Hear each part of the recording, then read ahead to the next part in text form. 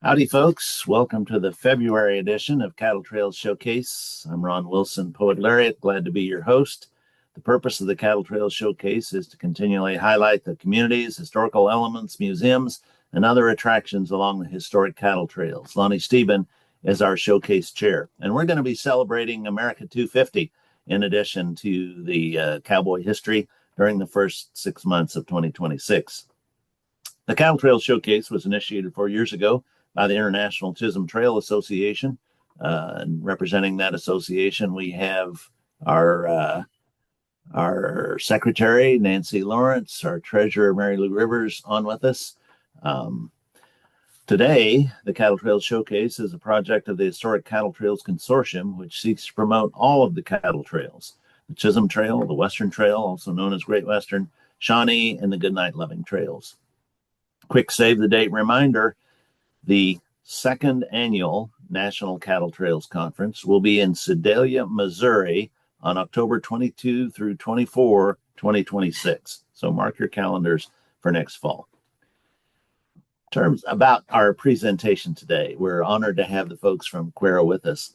I got to tell you, in 2009, when Congress passed legislation providing for a feasibility study on the designation of the Chisholm Trail as a National Historic Trail, the legislation specified, and I quote, "study the trail from the vicinity of Cuero, Texas," unquote, north. So Cuero was specified in the legislation right up front, and that tells you that Cuero is a very significant point along the trail. Today, Cuero is home to the Chisholm Trail Heritage Museum, which we're going to hear about today. Rick Bluntzer is chair of the board of directors of the museum. He's with us today, along with Julia Stafford and her colleague Courtney. We had the chance to meet Teresa Urbanovsky from the museum when she was at the first National Cattle Trails Conference in Cleburne, Texas last fall. But Rick and friends, please tell us about your wonderful museum. Well, thank you. Thank you, Ron. Can everyone hear me okay? It's coming through loud and good. We really, on behalf of Julia and Courtney and our tremendous team there at the museum in Cuero, we really appreciate the opportunity to be with y'all. I got to sit in on last month's meeting and I learned so much, and y'all have a great organization that we hope to continue to be a part of and hopefully continue to be and be more active in it, frankly. And Ron, thank you for that shout out. I'm routinely coached, Julia coaches me all the time, not to be bragging that the Chisholm Trail started in Cuero, Texas. And so I'm going to tell you that, and we'll show it graphically here in a minute. We are an origination point, we believe, for part of the trail, and what I call the root system, and we'll show this graphically in a minute. If you think about the roots of a tree, well, we're one of those big tap roots. And there are other huge tap roots. So I appreciate that shout out because, again, I didn't want to be presumptuous enough to say that we are the origination of the Chisholm Trail, which is clearly not the case. So, as I said, with me today is Julia Stafford. Julia leads our external affairs at the museum, including public relations and marketing, among other things. I believe most of you, well, I shouldn't say most of you. The museum started in the year 2000, and we'll talk a little bit about that in a minute.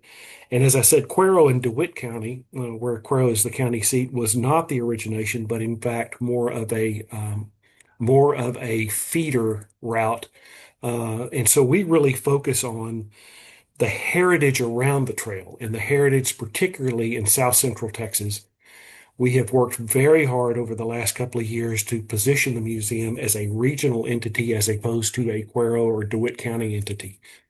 And I'm hopeful that we are on the path to continue to succeed in that area. We really celebrate the ranching heritage. We have had a number of exhibits over the years. Some of our more successful ones have been uh, our Black Cowboy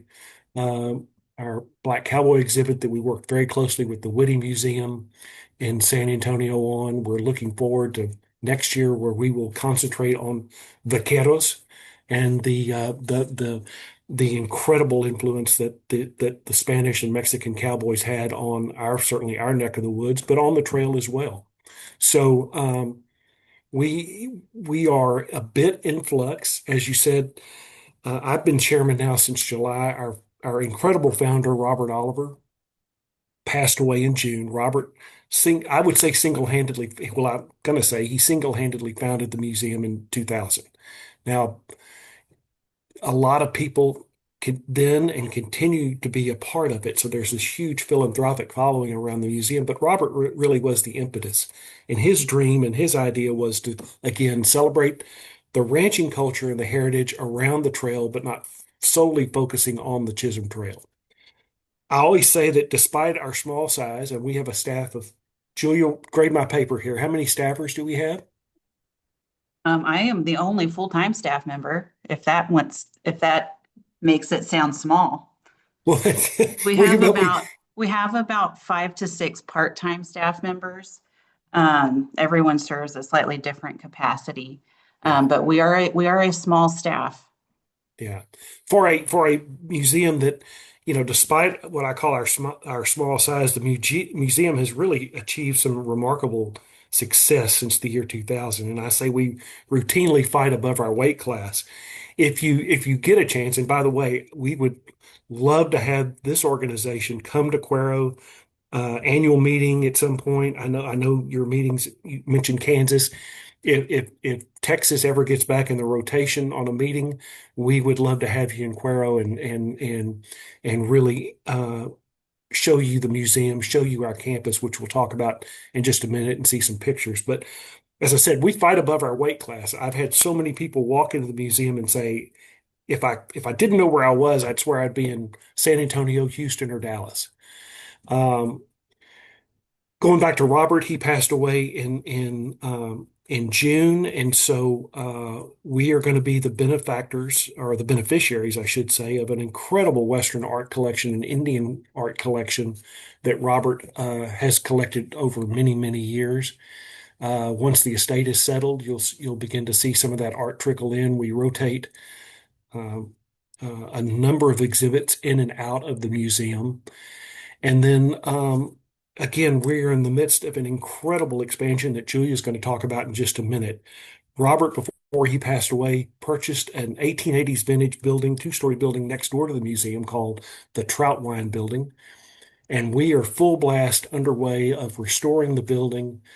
And we're going to add about 14,000 square feet of exhibit space and then community space. There's an upstairs that will be used can be used as a community room. That's just one of the most incredible places, pieces of prime property in Cuero, and beautiful building. And again, we'll have pictures and show you that in just a moment. So that's our focus now. We have our huge event. We do a major fundraising event every other year. It's called Taste of the Trail. And Taste of the Trail is every other April. So this April, the event will be held. It'll be held out at Roberts Ranch. We usually, on average, there are usually 500 to 800, 700 people attend.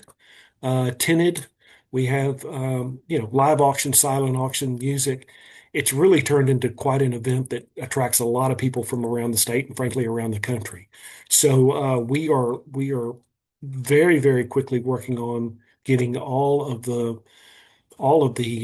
uh, things that we need in place in order to have a successful event on, I believe it's April 18th, getting that ready. And so we're looking forward to that as well. As I said, that's our major fundraising event.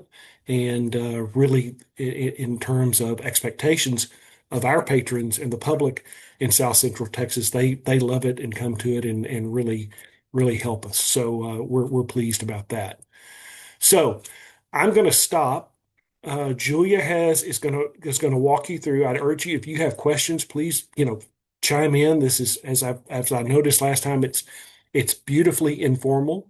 You don't have to wait till the end to ask your questions. We can stop, and then any gaps that we fail to fill in, just ask, and Julia and I will try to fill those in. I'm sorry, Teresa could not be on. She came back from the conference, I guess, here in Texas, and just sang your praises, everyone's praises, how welcome she felt and really loved it. But she had a previous commitment today that she absolutely could not get out of, so she would have been here. But that's really prompted it because Teresa is a star and one of our huge educators and on our education component. We have a huge education program, and she's a huge part of that. So she really enjoyed being with y'all. Now, I will shut up. Julia, all yours. Thank you, Rick. Before I get started, are there any questions about any of Rick's comments? Or we were talking a little bit when I first got on, but we have had some new folks join since that conversation. Just to reiterate, Cuero, Texas is a small town, about 8,000 people, south of San Antonio and Austin in Texas. We're very much a small town. And as kind of Rick alluded to, we hope to be a big city museum in our small town. So I have a slideshow. We're going to try it out just to kind of give you some images of what we're talking about. And just give me 1 second to make sure I've got it set up. Show meeting. Okay, so can you see anything yet? Yes, I can see it on my end, and keep in mind this talks about, as I said, the building next door to the main museum, the Knights of Pythias Hall. This really focuses on the Trautwein expansion project, but it takes into account the entire campus. So you'll see that, and you can then, if you want to talk about or ask questions around the entire campus and our Trautwein expansion in particular, we can do that. Okay. Looks good. So you can see my presentation. Wonderful. I did add a few slides that Rick hadn't seen, so we'll just kind of go through it. But essentially, just want to give you an about us. This first image is an image of our main building. This is a historical building preserved by our founder, Robert Oliver, who passed away, which Rick mentioned, and a large team of folks who were dedicated to not only starting the museum, but keeping historic preservation at the heart of everything we do. So this building was a Knights of Pythias Hall. The Knights of Pythias was like a fraternal organization. So this is a 2-story structure. It was renovated top to bottom, added on the side to have our offices, a functional stairwell, an ADA accessible elevator, all of those good things. But this is where we're at today. This is along one of our main thoroughfares in town. We do have bronze sculptures across our campus. This one in particular is right in front of our front door. So inside this main building that I just showed you is where we have our bread and butter. It's our Chisholm Trail exhibit. It is the Guadalupe Valley Ranching Heritage exhibit. So as Rick alluded to, we don't just focus on the Chisholm Trail. We focus a lot on some of the original ranching families in this area, from this area, who participated in the Chisholm Trail, but also still ranch in this area today. We have several different components of this exhibit. On these photos, we have a replica chuck wagon, but it's outfitted top to bottom with items that you would have seen and used on the trail. Every year this year is our 15th year of hosting Cowboy Camp, and that's for kids age 7 to 12 years old to go through and learn 4 days in a row cowboy heritage skills. And so on that day, on one of the open spaces of our lawn outside, we have an authentic chuck wagon that gets pulled up. One of our board members and his family will make biscuits with the kids outside. They'll do a branding lesson, like the whole 9. So it's really grown to be something like a signature event for us here in Cuero. And it's just one of the ways that we try to bring this alive and to keep it realistic and understandable for a 7-year-old and for a 97-year-old that might come through. Let's see what I've got on this next slide. Okay, so this is the front entrance. We have a gift shop. Teresa is actually the lady in the hoop skirt. And so it's very common for our part-time educators and volunteers to dress in period clothing or Western attire, especially when we've got a large group of students coming through for a field trip. And so that just kind of shows them on a day at the office, so to speak. And as Teresa in particular is a retired educator, and her love is history and economics.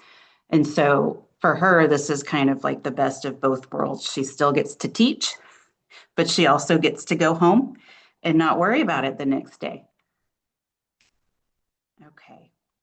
I thought for sure that I had added a few more photos of our exhibit in here, but I might have pulled up the wrong slideshow, so I apologize about that. These images show what has become a campus. So we started with that first building, the Knights of Pythias Hall, and slowly we've built out and absorbed some of the city streets and blocks around us. So now we have in the photo with the bronze sculpture, this is what we call our Steen Roundabout. There's a pocket park adjacent to our building. We have green spaces attached. And we also have two other historically preserved structures on our property. Hey, Julia, One, yes, Julia, just a second. Will you go back to that slide? I just want to point just for a frame of reference. So the building on the left is the back of the Knights of Pythias yeah, Hall. The building on the right is the Trautwein building, which again is an 1880s vintage. That's underway. And if you look way in the back, that is the courthouse. DeWitt. Yeah, that's the DeWitt County Courthouse, which is probably one of the most beautiful courthouses. I'm biased, but one of the most beautiful courthouses in Texas. Go ahead. Thank you. It's I had to okay. throw that Chamber of Commerce commercial in there. That's all right. I appreciate it. And honestly, a lot of these photos were taken by a local photographer when we had green grass and blue skies. So if you came today, you wouldn't see all that green. We've had a pretty hard freeze in the last couple of weeks, but it will be green at some point. Okay, so part of our campus, so the white building here is an 1880s schoolhouse. It's a two-room schoolhouse. It was originally in another portion or part of our town. It was set to be demolished, but Robert Oliver, with his passion for historic preservation and getting kind of what he wanted, his visions coming to life, moved that structure to this property, which is now part of our campus, and restored it top to bottom. So the inside we commonly use now for our story time programming. We use it, someone can rent it from the community and have a baby shower there on Saturday morning if they wanted to. And it is outfitted with wood frame desks, an old chalkboard, and other kinds of artifacts that our educators use whenever we have field trips as well. So it's very often that Teresa in the hoop skirt will be in the front of that room, talking to the students about what life would have been like for a kid in the 1880s if they were able to go to school. This particular school was originally built as the first bilingual school in our county. It was built for German immigrants that had moved here from Indianola after the devastating hurricanes there. The other structure is what we call the Proctor Greenhouse. That is a restored Queen Anne Victorian home. It is currently used for special events, or you could rent it as an overnight Airbnb. So all of those things are part of our campus and what keep the tempo going for us as far as historic preservation goes as well. I'm sorry, Julia, if you see a theme emerging, Robert rarely passed up an opportunity to restore something. Mhm. So there are a number of homes in Cuero, and hopefully when all of you come down to Cuero, we can take you around and show you. He was truly just an incredible man. But what shorted him to ground more than anything is to see an incredible old building falling down. And so out of his own pocket, he routinely in that Proctor Green home, which is on the campus, has been there forever. He really viewed that as critical to the entire campus. It certainly did not have to be a part of the museum, but he bought it, restored it, and now, as Julia said, it's available for weddings. We've done events on the grounds, and it's a great Airbnb. It sleeps six, completely restored. It's a beautiful place. Go ahead. Okay. Um, all right. So just continuing on our tour. So this is the Trautwein building that is adjacent to our current building. It's connected by the pocket park that we own now. This is what is currently under construction. Let me go the wrong way. This is the architectural rendering of what it will look like. It already looks a little different. Currently inside this pocket park, we have a bronze outdoor statue that is the Bronco Buster by Remington. And so it looks a tiny bit different, but generally speaking, this is the image. This entrance on top will be a rooftop deck adjacent to a really large like special event room. And so this is what the front of the facade further along the building might look like. Okay, and so Rick alluded to that expansion would add a tremendous amount of space. Essentially, we're kind of like doubling our size. And particularly, it would be 3 new art galleries, art and history galleries. And so it would veer from focusing on the trail and ranching heritage to just kind of the West at large and a lot of the history components there. This is the front of that Trautwein expansion facing the street. This is what that building looked like before we started construction on the inside. This particular building was most recently a tire shop. And so now Yeah. we're trying to transform it into something completely different. This is midway in construction, not even midway. This was pretty soon after they broke ground. And we have just moved along. It is such an active construction site that I'm not allowed over there anymore. Currently, the roof here has been taken out and replaced with a new structure. And I know for sure that I used the wrong PowerPoint because I added more photos for y'all to see of our current exhibit. So I apologize for that. But generally We've been, speaking, that's us. So that gives you a little bit of an overview of what we look like here in Cuero. If you want, we can go into a little more detail about anything and everything. I can try to find those other photos if you'd like. But if you, also if our you, website is a really good resource as well for yeah. what our collections have.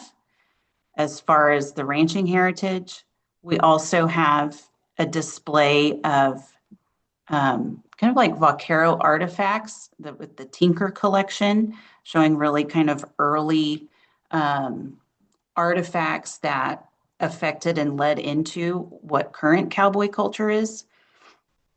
As well as we have a component on the Taylor Sutton feud. I don't know if anybody knows about that. And and we have a large spur collection as well. So, While you're, Julia, you might, if you can fish those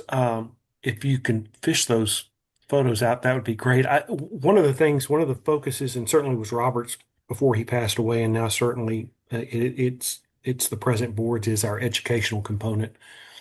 We, we have a tremendous gift shop, and so we have lots of Texana history and Western history books.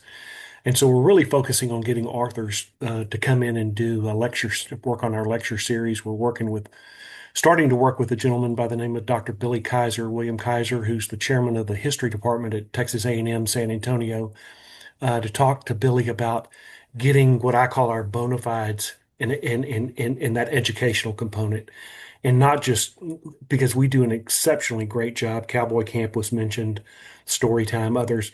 with the younger folks, but really talking about the opportunity to bring authors in and talk about the trail, talk about history. So I would look to your group if y'all have any ideas of folks that would like to come to Cuero. We can do an event around he or she, do a book signing, and let he or she, talk about the book and have our members show up.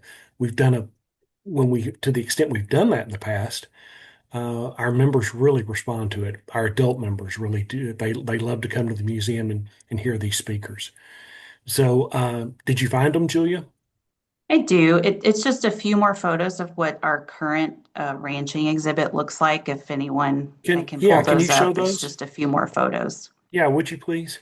And do you have any of the upstairs of Pythias? I don't, not right now, but all of Okay. those images are available on our website, a really super easy link um, to get to Hmm. um, if you want to see more of that.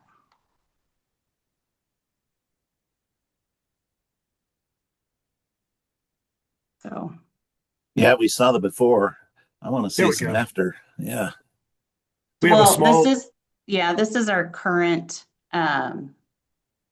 exhibit. This is Right. what I mentioned is like our bread and butter. So this Right. is inside this building.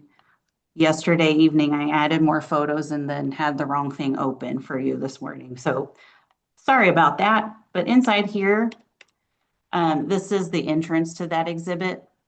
We do have a small theater inside that's designed to be like the inside of a chuck wagon or a wagon.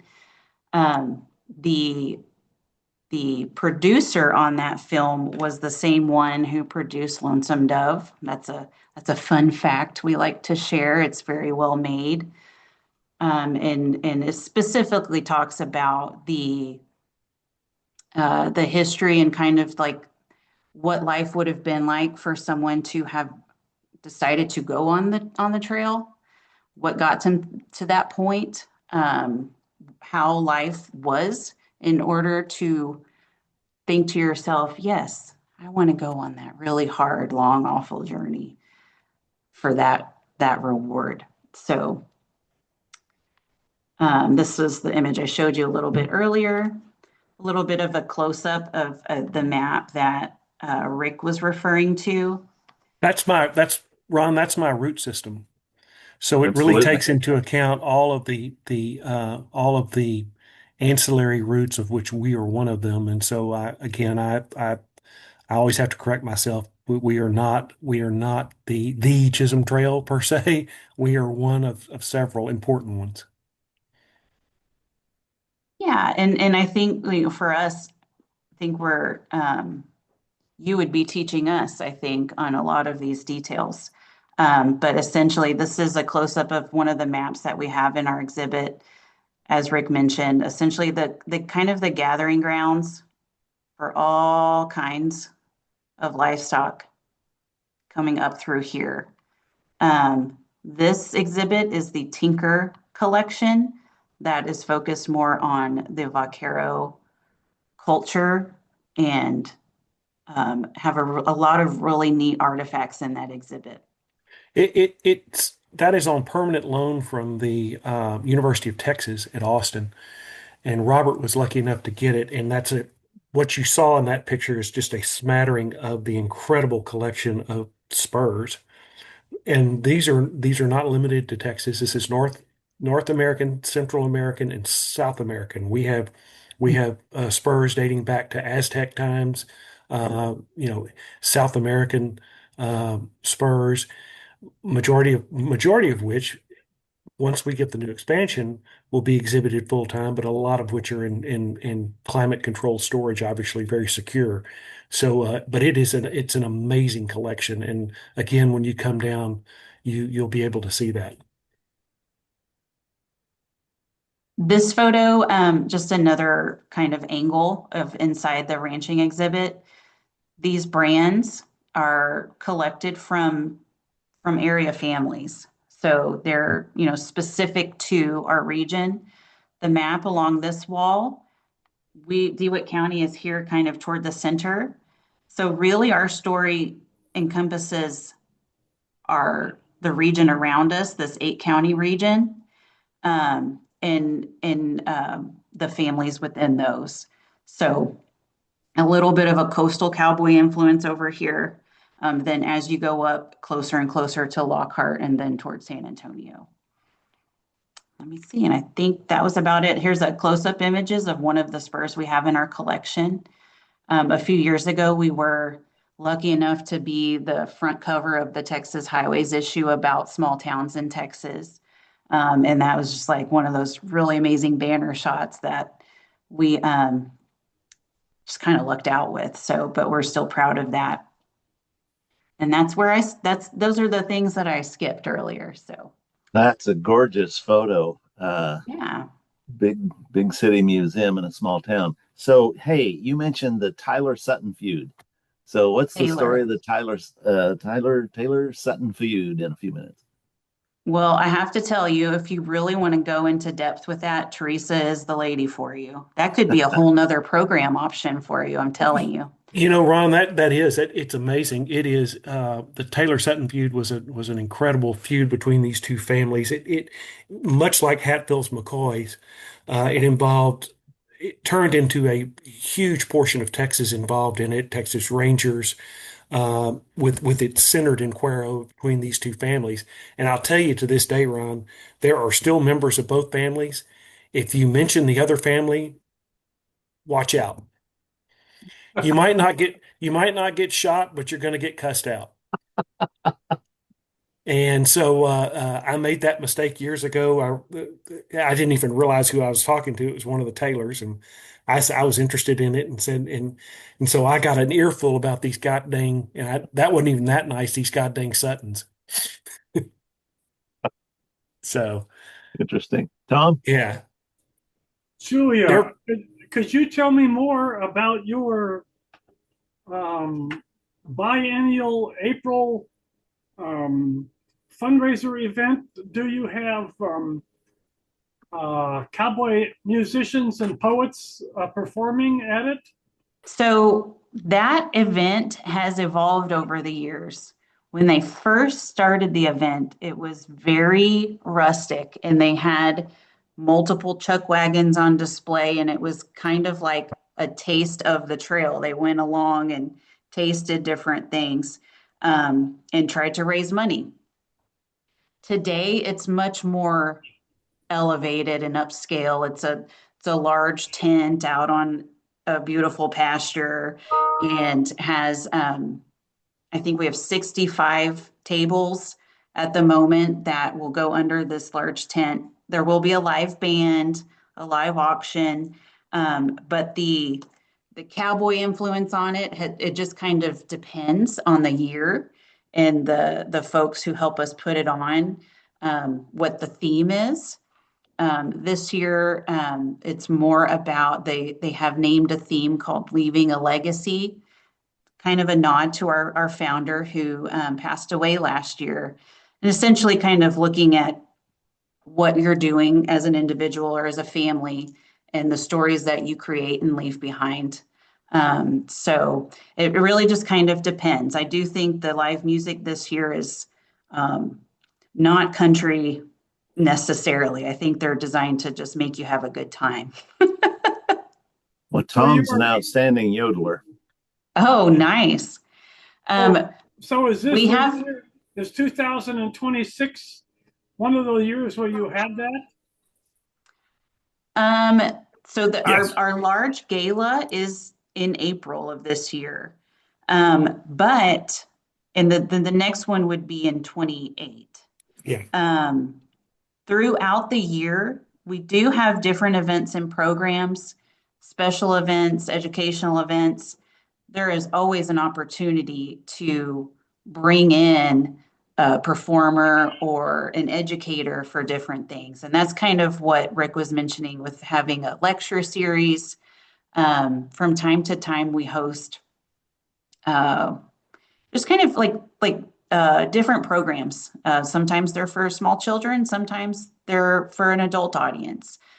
Sometimes they're more entertainment based, sometimes they're more education based. Would you like to come to Cuero? Yeah, I would actually. I made a comment on my note card to say this is a museum to see. That would be Well, wonderful. We'd good. be happy to have you. I would. Yeah. I'm really interested in the architecture of your two buildings and seeing.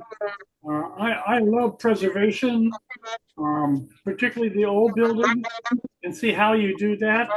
But I sing cowboy and western music, and Ron is a wonderful cowboy poet. Um, so I'm just since we are Ron and I are two of the officers on the cowboy poet chapter of the International Western Music Association. We always look for openings for performing cowboy music and cowboy poetry. So that's why I asked. Oh, that would be wonderful. Yeah, absolutely, Mr. There's Hall. there's always something. We'd be happy to have you. Don't Even if forget you, Lauren. Yeah, and just to be clear, Mr. Hawk, what we do the Taste of the Trail event every other year. What we decided, because Cuero is a small town, and we have a very, very, small towns in all over the country, frankly, are losing hospitals. Well, the community made an effort years ago that, by God, we're going to keep this Cuero Hospital. And so we trade off. The Cuero Hospital Foundation does their event in the years that we don't have. So we trade off. That way we're not needlessly saying, you have to choose one or the other. You can do both. So if you want to buy a table at the Hospital Foundation event, you can buy a table the next year at our event. And they come to our event and we go to their event. We just wanted there's Robert in particular specifically wanted to make sure that there was no competition there, so that people felt like, well, I either have to choose the museum or the hospital. So that explains the every other year. And then, as Julia again said, in between though, we have tons of different events, and so yes, we'd like to explore that idea of having y'all down and like to talk about that and build an event around it. And there's others on this call, Oren Fries and Michael Gar, who are tremendously well informed Western historians and art and music experts. And let me follow up with some contact info there because they would be Absolutely. fantastic resources for you. Y'all Someone are told me, probably familiar, not to interrupt, Ron, but are y'all aware of Dobie Dichos? The no, I'm Dobie, not. the J. Frank Dobie event that happens every year down south of us, where it's storytelling, and it's an incredible, incredible event. Y'all should really look at. I know they have a website, Dobie. It's named after J. Frank Dobie, where it's from the area where he was born, the ranch. And I've gotten a little bit involved with that group. They're phenomenal, and so that is true. They cook chili, and you sit around the campfire and listen to. They have professional storytellers like y'all that come in, and it's an incredible event. They do it every November. And Dobie wrote about the trail. So Absolutely. that's very, very interesting. I was told y'all have some outstanding photographic collections. Was it photographer Curtis? yes, Can you we tell do us about that?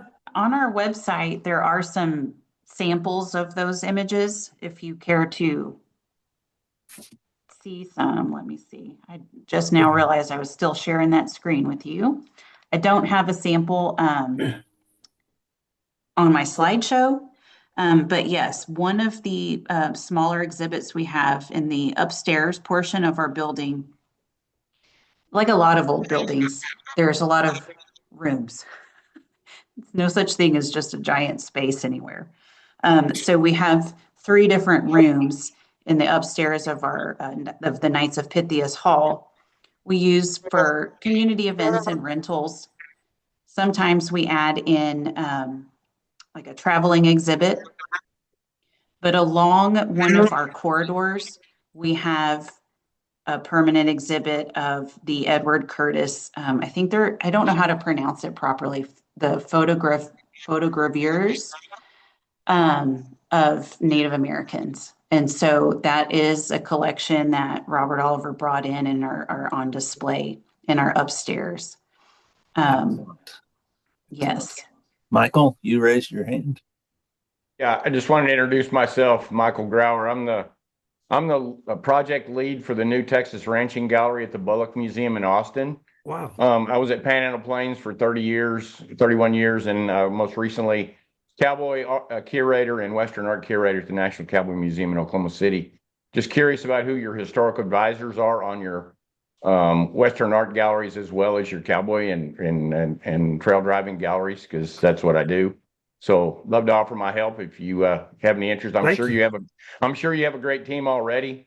But if you need some help, just reach out. I'm in Austin at least once a month for the Bullock Project, and working all over the place. So just gave a talk at the Sid Richardson Museum in Fort Worth last Friday, as a matter of fact. So Well, we'd love I'm to have available. you. We'd love to have you come down. Yep. Robert, before Robert's passing, and again, out of the goodness of his heart and out of his own pocket, you may have heard of this guy, Michael Duchemin. So Michael was the former head of the Briscoe Museum in San Antonio. I know him. He ran the Museum out in California and several others. Michael is we for the amount of work he does, it's shocking how little we pay him. I'm kind of embarrassed about it, but he loves us, and so Michael's been a huge help. One of the big things we're doing, and Michael, you'll appreciate this, and you could maybe coach me a little bit about this. I'm really fascinated with this idea of, for a museum our size, what we bring to the table vis-a-vis then a large organization like the Briscoe or the Whitty. And I want to try to position ourselves as those organizations' little brother. And in my simple mind, the idea is Briscoe Museum, to the extent you have exhibits in storage, and I would say the same thing about Bullock. Well, can you send them to Cuero for 6 months? You know, Absolutely.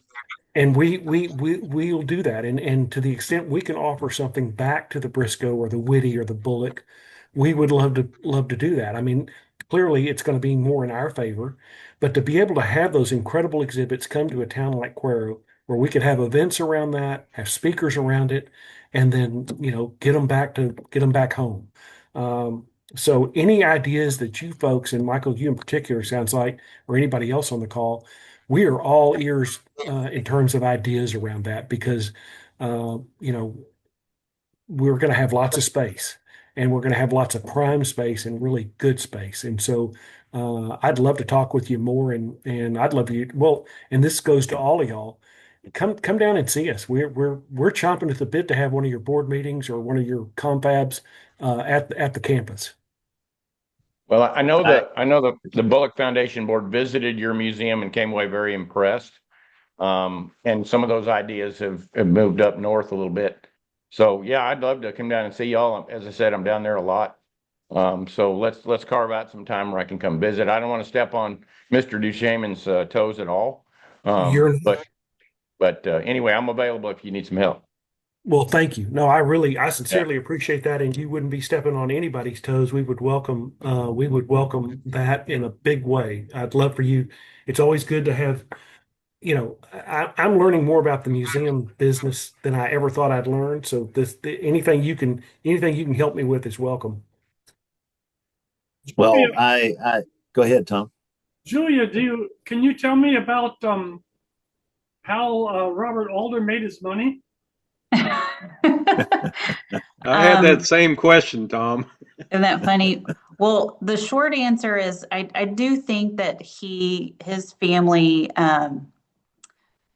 was fairly well-to-do for a couple of generations. However, the short answer is that the Eagleford Shale in this area is where he got his mailbox money from, so to speak. Yeah, It is a Tom, very common thing in this region for a Yeah. handful of landowners. Got a knock on the door from ConocoPhillips and whoever else about 15 years ago, and there was a boom. And it's not as rip roaring as it was about 10 years ago, but it is still in play. and it is still very much a component of our local economy. And Robert Oliver was,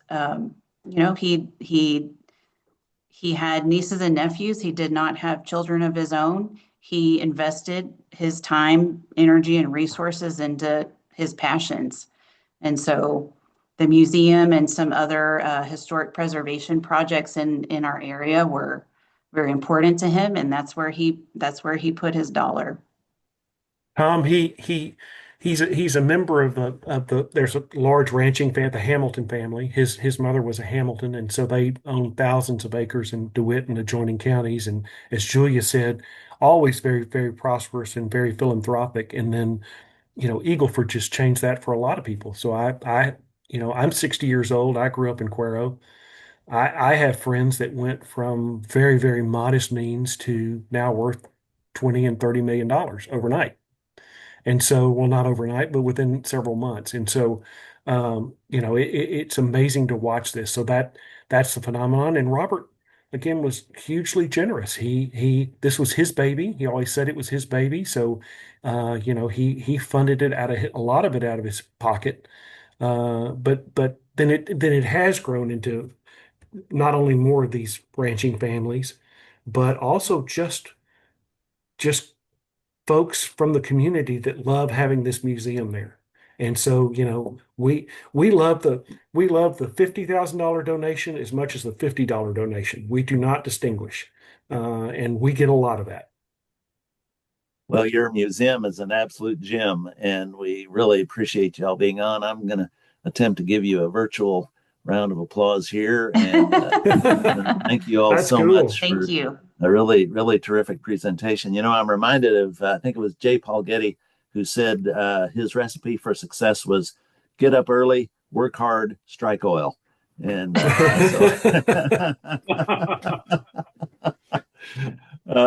we really appreciate you being on and look forward to continued interaction with you folks. Thank you, Rick and Julia. And please give Teresa our best regards. Okay, We we enjoyed sure meeting will. her in Cleburne and look forward to seeing her again. Well, we've been honored to be with y'all and look forward to continuing the relationship. And as I said, standing invitation at any time. And hopefully we'll get a big event and hopefully the entire group will come down. That'd be wonderful. Next month on Cattle Trails Showcase, Lonnie, you want to say a word about our upcoming program? Well, I think he's actually watching with us today. Warren, do you want to say a few words about what you're intending to talk to us about? Well, can you hear me okay? Yes. Yeah, this isn't as related as much to the trails as to the cattle trails, but you guys asked me if I would do a thing on the Pony Express Trail, which I've studied since I was in junior high and have followed the entire trail within the last several years and in detail. And so I thought it would take hours to do the whole thing, but I thought we'd focus on, the Kansas portion of it, probably, from St. Joe, Missouri on into Nebraska, however far we can get and how much time I have and how it goes along. And I'll give some background about the history of all that, when, fill in some details and some fun facts and things like that. So hopefully it can be an entertaining program. And, I love the cattle trails as much as anything. And, but this was kind of one of my passions. So anyway, that's what it's going to be about. And it's a rich part of Western history, a huge part of the history of the West. And so we look forward to that. That will be on Friday, March 13, 10 a.m. Central Time. So make sure you join us for that. Till next time, this is Ron Wilson, Poet Laureate, saying thanks for taking time to join us in this place. And come on back next month for our Cattle Trails Showcase. Julia, thank you so much. Thank you. Thank you, Julia. Thank you, Rick. Thank you.